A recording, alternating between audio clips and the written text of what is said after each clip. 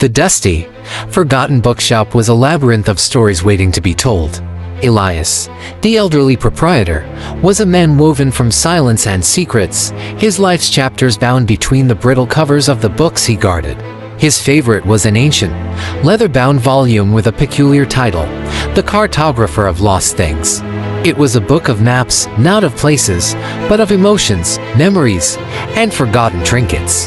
One rainy afternoon, a young woman named Clara entered the shop. She carried the weight of a recent heartbreak and the ghost of a silver locket, a gift from her lost love. She wasn't looking for a story, but for a place to hide from her own. Elias, sensing her quiet sorrow, handed her the Cartographer. Clara opened the book, and the pages, though blank, shimmered with an unseen light. As she touched a page, a faint line appeared, a shimmering trail that began to map the path of her lost locket. The map was intricate, showing not just its physical journey but the moments it had been part of, a picnic in a sun-dappled meadow, a whispered promise under a street lamp, a tear falling on its polished surface. She traced the path with her finger, and with each turn, she felt a different emotion, the joy of the picnic, the warmth of the promise, the sting of the tear.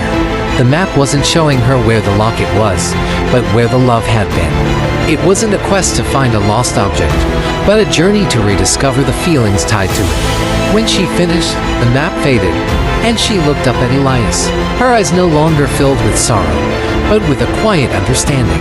The book hadn't given her back her locket, but it had shown her that the memories were not lost, but simply charted in the geography of her own heart. She thanked him, leaving the book in his care for the next traveler.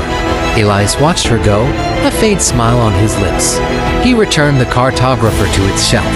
The book was never a tool for finding lost things, but for understanding that some things aren't meant to be found again, only remembered, and in that remembering, they become a part of the map of who we are.